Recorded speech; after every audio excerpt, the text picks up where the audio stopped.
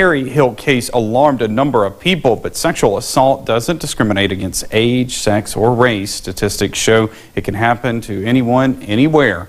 Our Jory Talley joins us in the studio with more on what medical professionals face when someone reports a sexual assault. Jory? Joey, nurses and counselors tell me more people are willing to come forward and talk about being a victim. There are also better methods available to treat people. It's that awareness and that's leading to more convictions. Roughly 80 to 150 sexual assault victims walk through the doors of OCH Regional Medical Center every year.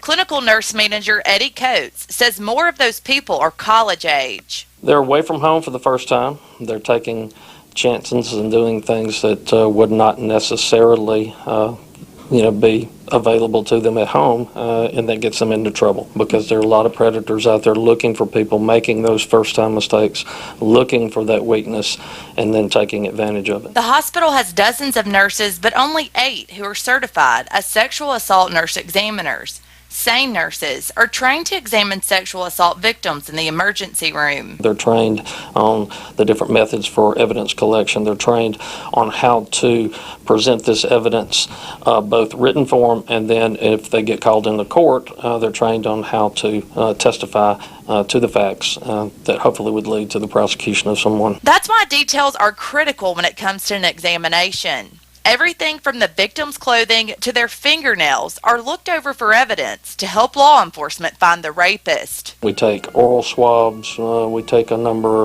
of other swabs, pictures, and then obviously we get the story. We want the story as detailed as possible so that it can be documented and presented in court. And the earlier the better. Coates says treatment doesn't end once the victim leaves the hospital. He believes they should go to counseling. Counselor Wendy Woods says talking with someone can prevent other issues from emerging. You need a more specialized version of counseling, and you need a little bit higher level of support that is also different than just hand-holding or talking things through, especially because of the physical nature of a sexual assault.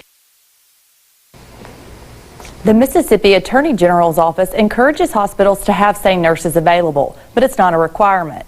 Mississippi State has student counseling services available 24 hours a day. Joey?